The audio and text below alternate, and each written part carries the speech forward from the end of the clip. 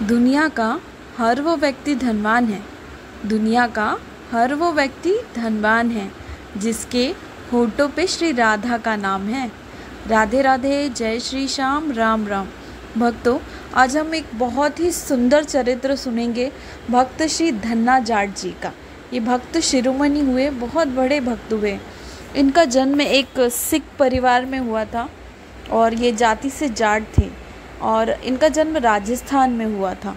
आज भी राजस्थान में हमारे सिख भाइयों ने इनके लिए एक बहुत सुंदर गुरुद्वारे का निर्माण किया है और इनके जो श्लोक हैं वो गुरुवाणी में भी आते हैं, तो इनका वर्णन गुरुवाणी में भी होता है और ये बहुत बड़े भक्त हुए हमारे प्रभु के। तो आइए हम इनकी कथा को आगे बढ़ाते हैं। धन्ना जी के बाल्यकाल की एक घटना है। एक त्रिलोचन नाम के पंडित जी हुआ करते थे। वो एक बार धन्ना जी के घर पे आए और कुछ दिन रुके क्योंकि ब्राह्मण थे, ब्राह्मण सेवा की रीति थी। धन्ना जी के घर में ब्राह्मण सेवा हुआ करती थी, तो वो रुके धन्ना जी के घर में।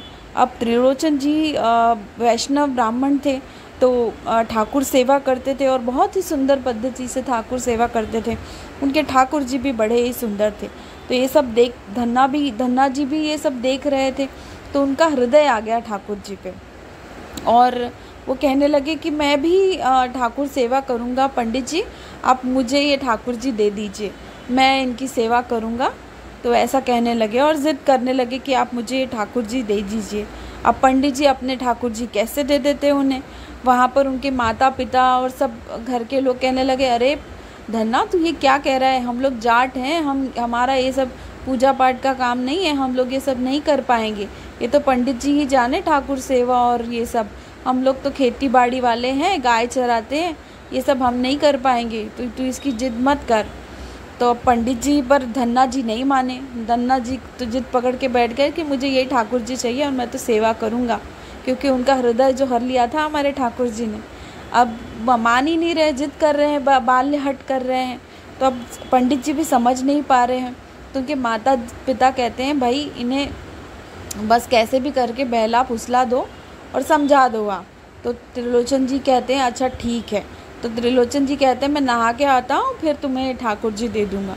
तो त्रिलोचन जी जाते हैं नहाने के लिए और वो नदी में नहाने के लिए, आज भी वो नदी वहाँ पे है, तो वहीं से नहा कर निकलते हैं और एक पत्थर का पहाड़ का टुकड़ा, पत्थर का गोल मटोल पत्थर उठाकर लेके आते हैं और वहीं कपड़ा डाल देते हैं और उसके ऊपर वो पत्थर रख देते हैं और धन्ना से कहते हैं, आओ तुम्हें ठाकुर जी देते हैं। अब देखो, कहते हैं कि हमारे पास दो ठाकुर जी हैं, एक राजा ठाकुर जी और एक सिपाही ठाकुर जी।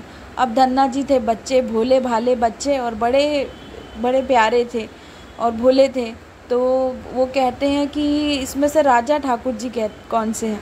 तो जो पत्थर त्रिलोचन जी उठाकर लाते हैं, कहते हैं ये राजा ठाकुर जी है और ये जो सिपाही है ये सिपाही ठाकुर जी, जो उनके ठाकुर जी होते हैं। अब धन्ना जी कहते हैं, अरे तो हम राजा ठाकुर जी लेंगे, हम सिपाही ठाकुर जी क्यों लेंगे, हमें तो राजा ठाकुर जी दे दो, हम उन्हीं की सेवा करेंगे। अब त्रिलोचन जी का भाव ऐसा रहता है कि अगर ये सेवा नहीं भी करेंगे तो इन्हें कोई पाप नहीं लगेगा, बच्चे को ये पत्थर है, पत्थर की सेवा करेंगे ये, ऐसा मान के त्रिलोचन जी उन्हें वो पत्थर का टुकड़ा दे देते हो। कहते हैं यही है राजा ठाकुर जी, अब लो और इनकी अच्छे से सेवा करना तुम, तो तुम्हें भगवान मिल जाएंगे, ऐसा कहते हैं। अब धन्ना जी ने उस पत्थर को ही ठाकुर जी समझकर अपने हृदय से लगा लिया और पूरे भाव भक्ति के साथ ठाकुर जी की सेवा करने लगे। अब कहते हैं ना भक्तों कि जहाँ भाव हो वहाँ भगवान है, तो पत्थर में भी भगवान आ जाएंगे, और अगर भाव नहीं है तो शालिग्राम भी पत्थर ही है। अब धन्ना जी पूरी भक्ति भाव और कोमल बालक हृदय के साथ ठाकुर जी की सेवा करते थे। त्रिलोचन जी जो ब्राह्मण थे, उन्होंने कहा था कि भगवान को भोग लगाए बिना कुछ खाना मत। अब धन्ना जी का नियम था कि वो रोज़ गाय चराने जाते थे और ठाकुर जी को भी साथ में ही लेकर जाते थे अपने। अब मैया उनको जब जाते थे तो 4 बाजरे की रोटी, अचार, महेरी, गुड़, ये सब दिया करती थी बांध के खाने के लिए।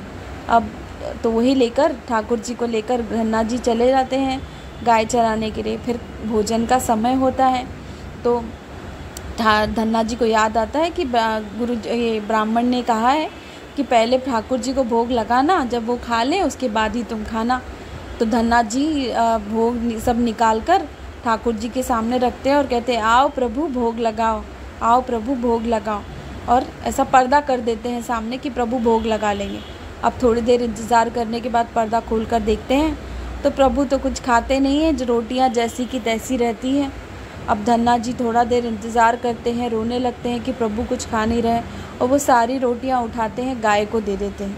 अब ऐसा एक दिन बीतता है, दूसरा दिन बीतता है, धन्ना जी एक पानी का दाना तक नहीं लेते हैं, कुछ नहीं खाते हैं कि जब तक मेरे प्रभु भोग नहीं लगाएंगे मैं कुछ नहीं खाऊंगा।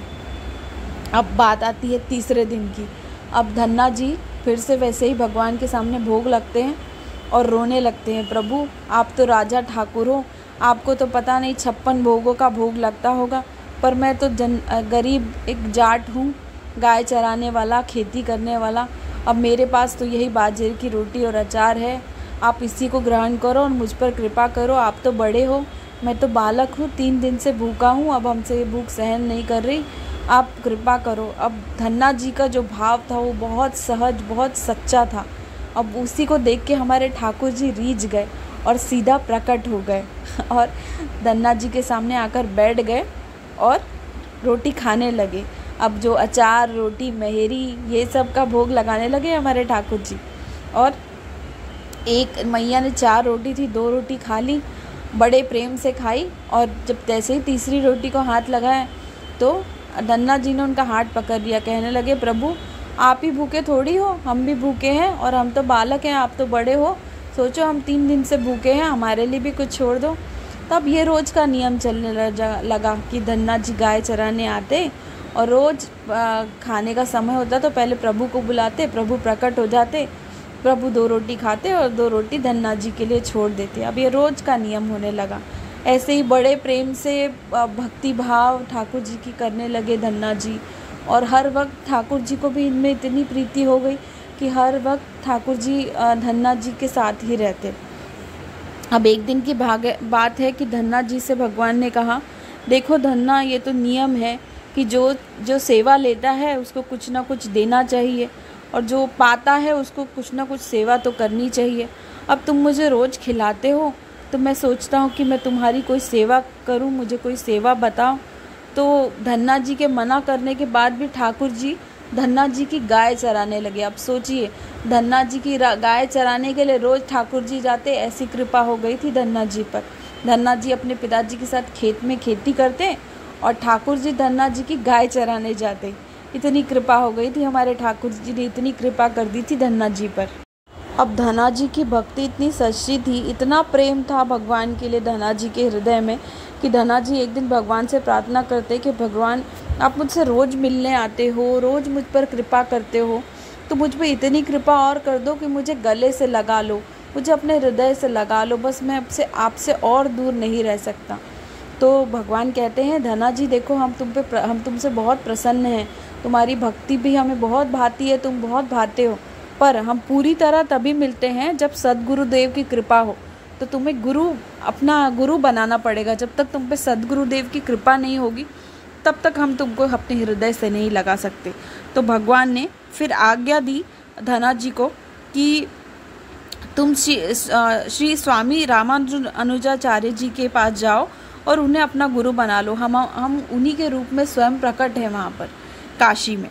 तो फिर ऐसी आज्ञा पाकर धन्ना जी काशी जाते हैं और श्री रामानुज अनुजाचार्य जी को अपना गुरु बनाते हैं और गुरु दीक्षा लेते हैं। और फिर रामानुज अनुजाचार्य से कहते हैं, गुरुदेव अब आज्ञा करिए मेरे लिए कि मैं क्या करूं। तो गुरुदेव कहते हैं, अब तुम वापस चले जाओ और वहीं जाकर भजन करना। तो धन्ना जी कहते हैं, नहीं, अब मैं वापस नहीं जाना चाहता, मैं यहीं रहकर भक्ति करूँगा। तो गुरुदेव कहते हैं कि तुम यहाँ रहकर भक्ति करोगे तो सिर्फ तुम्हारा ही भला होगा, पर तुम अगर घर जाओगे, घर जाकर भक्ति करोगे, अपने माता पिता की अपने गांव में रह के खेती करते हुए करोगे, भक्ति करोगे, तो वहाँ पे सारे समाज का कल्याण होगा, सारे लोगों में भक्ति का प्रसार होगा। तो तुम वापस चले जाओ और वहीं जाकर भक्ति करो, ऐसा कहते हैं। ऐसी आज्ञा गुरु जी की आज्ञा पाकर भगवान धन्ना जाट जी वापस आ जाते हैं यहीं पे, और फिर भक्ति वैसे ही ठाकुर सेवा करने लगते हैं जैसे करते रहते हैं। भगवान उन पे उतनी ही कृपा बनाए लगते हैं, और जैसे ही वो वापस आते हैं काशी में, वैसे ही भगवान उन्हें अपने हृदय से लगा लेते हैं। ऐसे कृपालु, ऐसे दयालु हैं हमारे ठाकुर जी। अब एक दिन की बात है कि 1 वर्ष का समय हो जाता है और वो जो ब्राह्मण थे, त्रिलोचन ब्राह्मण जी, वो वापस आ जाते हैं धन्ना जी से मिलने। त्रिलोचन जी कहते हैं, अरे धन्ना कैसे हो बताओ। अब धन्ना जी 14-15 वर्ष की आयु के हो गए थे, माथे पर तिलक लगाने लगे थे, गुरु दीक्षा हो गई थी। तो और ये सब देख के त्रिलोचन जी बड़े प्रसन्न होते हैं, कहते हैं अरे वाह, अब तो तुम भगत बन गए हो, पूरे तिलक विलक लगाने लगे हो, बताओ हमारे राजा ठाकुर जी कहाँ हैं। तो धन्ना जी कहते हैं वो यहाँ थोड़ी रहते हैं, वो तो गाय चराने गए हैं। तो बोलते हैं, त्रिलोचन जी बड़े आश्चर्य में पड़ जाते हैं, ठाकुर जी कहीं गाय चराने जाने वाले? हमारे ठाकुर जी तो हमसे कभी बात तक नहीं की, तुम्हारे ठाकुर जी बड़े गाय चराने गए हैं।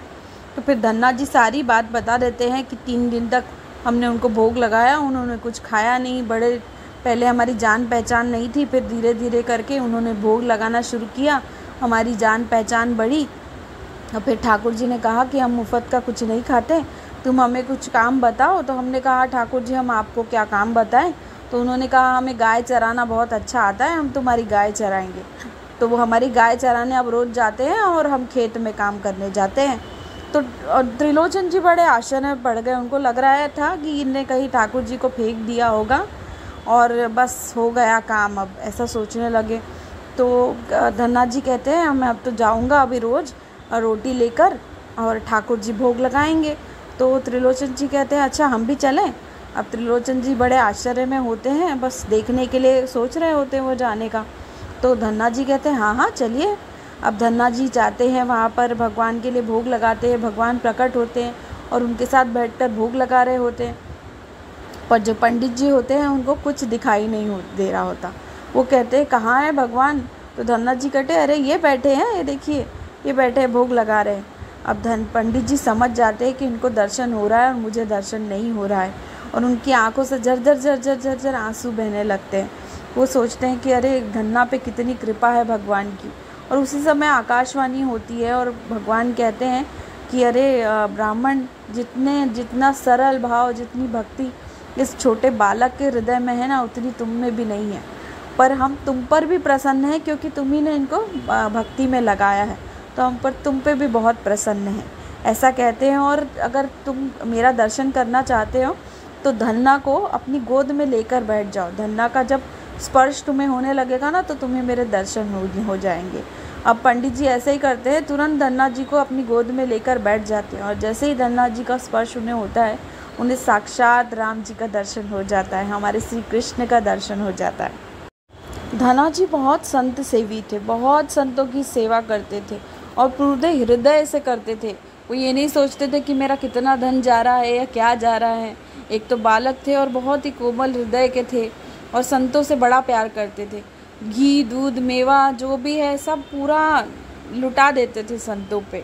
अब और इतना हर वक्त उनके यहाँ साल भर संतों की जमात आती रहती थी और वो भी 4-5 जमात ऐसे आती ही रहती थी।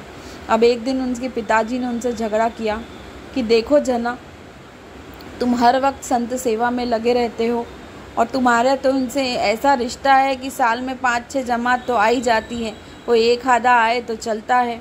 अब हम ठहरे किसान, अब इतना तुम करते हो, सारा लुटा देते हो। तुम तो बालक हो, तुम तो कमाते धमाते हो नहीं, हम कमाते हैं, हम घर चलाते हैं, तुम्हारा पालन पोषण भी हम कर रहे हैं।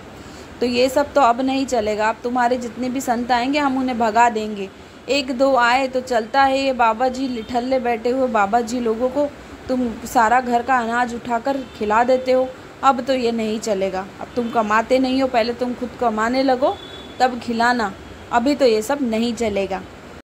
अब धन्ना जी पिताजी से कुछ कहते नहीं है, नीचे मुंडी करके चुपचाप पिताजी की बातें सुनते रहते हैं।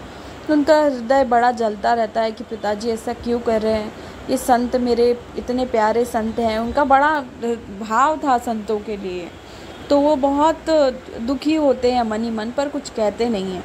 अब पिताजी फिर उन्हें डांट के कहते हैं क्या यहाँ खड़े हो, जाओ खेत तैयार है, वहाँ बीज रखे हैं, ले जाओ और खेत बोझो। तो और ऐसा कहते हैं डांट कर उन्हें। अब धन्ना जी सारा बीजों का जो अनाज रहता है वो उठाते हैं, बैलगाड़ी में रखते हैं और निकलने लगते हैं। अब जैसे ही निकलने लगते हैं वैसे ही सामने से संतों की एक टोली निकलने लगती है और भक्तों भक्ति करते हुए, भजन करते हुए, संकीर्तन करते हुए जाती रहती है और बहुत सारे संत होते हैं।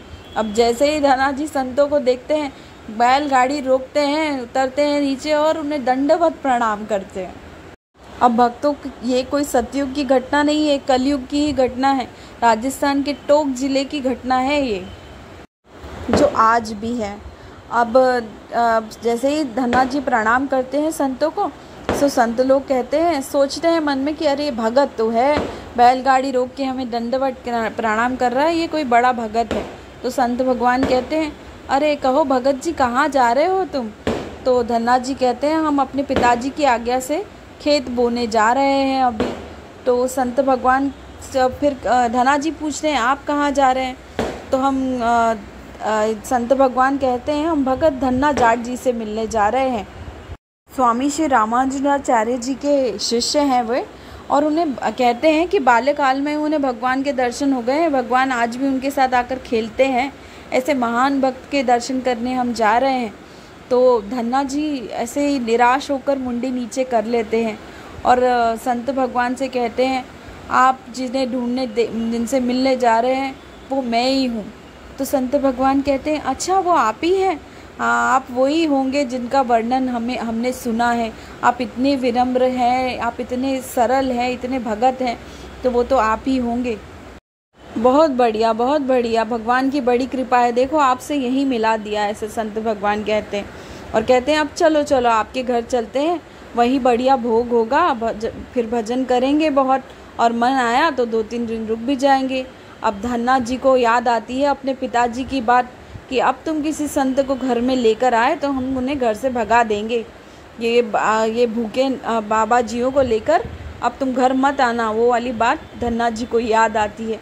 तो धन्ना जी कहते हैं, संत भगवान वहाँ गांव में जाने की क्या ज़रूरत है, वहाँ माई डाई रहती है, आप लोग लंगोट में हो, अब वहाँ जाके आपको ही संकोच होगा। अब यहाँ देखिए बढ़िया नदी का किनारा है, ना कोई भीड़ है, ना बड़ी शांति है, यहाँ आप आराम से भजन भी कर देते हैं। मैं यहाँ सब राशन का सामान ले आता हूँ, आप बढ़िया भोग बनाइए, ठाकुर जी को भी पवाइए और आप भी पाइए और भजन करिए यहाँ पे। तो संत लोग कहते हैं, हाँ बढ़िया बढ़िया, ये तो बहुत अच्छा हो गया, हाँ हमें गांव से क्या लेना, हम तो यहीं बस बढ़िया बनाएंगे और यहीं ठाकुर जी को भोग लगाकर भजन करेंगे। संत भगवान मान जाते हैं। अब धना जी ने तुरंत अपनी बीजों वाली बैलगाड़ी पलटाई राशन की दुकान पे, और वो बीजों को बेच दिया और सारा राशन का सामान जो भी खाना बनाने के लिए लगता है, घी, दाल, बाटी का सामान, दाल, चावल, गेहूँ, सारा कुछ ले आए जो भी रसोई बनाने के लिए लगता है, और संतों को लाके दे दिया। संतों ने बढ़िया भोग बनाया ठाकुर जी के लिए, ठाकुर जी को भोग लगाया, और धन्ना जी ने सबको संतों को बिठाल कर पवाया, और फिर बचा हुआ जो संतों का जूठन था उसका भोग धन्ना जी ने भी लगाया। और बाद में संत लोग तो आगे निकल गए, भगवान का भजन करते करते धन्ना जी को खूब आशीर्वाद दिया और निकल गए आगे। अब धन्ना जी को याद आया कि मैंने तो बीज जो थे खेत बोने के लिए पिताजी ने दिए थे, वो सारे मैंने बेच दिए और उसका राशन ला लिया। अब पिताजी मुझसे पूछेंगे कि धना तुमने खेत बो दिया, तो मैं क्या कहूँगा। तो अब धना जी ने वो बोरियों में नदी के किनारे की रेतियाँ भर ली और रेती भरकर चले गए खेत में। अब धना जी का खेत बहुत बड़ा था, तो खेत को जोत लिया उन्होंने, और फिर आज आसपास के किसानों को दिखाने के लिए मार रेती डाल डाल के राम राम राम राम करते हुए रेती डाल डाल के सारा खेत बो दिया। हर अपने बोने में राम राम सीता राम ऐसा बोलते जा रहे थे, और लोग आजू बाजू के किसान देख लें कि सारा खेत बो दिया है मैंने, ऐसे करते जा रहे थे ताकि वो पिताजी को जाके बता दे कि हाँ भाई धना ने खेत बोया है। ऐसा सारा खेत बो देते हैं, 1-1.5 घंटा लगता है क्योंकि खेत बहुत बड़ा रहता है। खेत बो देते हैं और बड़े प्रसन्न होते हैं कि मैंने खेत तो बो दिया, अब हमारा खेत तो उगना है नहीं, तो काटने का रखने का वो सारी झंझट भी दूर हुई, राम जी सबका भला करेंगे ऐसा सोचते हैं, बड़े प्रसन्न होते हैं और घर को आ जाते हैं। अब पिताजी धन्ना जी से कहते हैं, अरे धना खेत बोया कि नहीं बोया? तो धना जी कहते हैं, हाँ पिताजी सारा खेत बो दिया। अब सुबह होते ही धना जी के घर गांव के बड़े बूढ़े आ गए। जो जितने भी बड़े बूढ़े थे ना, वो धना जी के घर आ गए और कहने लगे, तुमने जो ये काशी से गुरु दीक्षा ली है, तो कोई जंतर मंतर भी सीख के आए हो क्या? तुमने कल खेती बोई और आज इतनी बड़ी बड़ी तुम्हारी फसल उग गई है।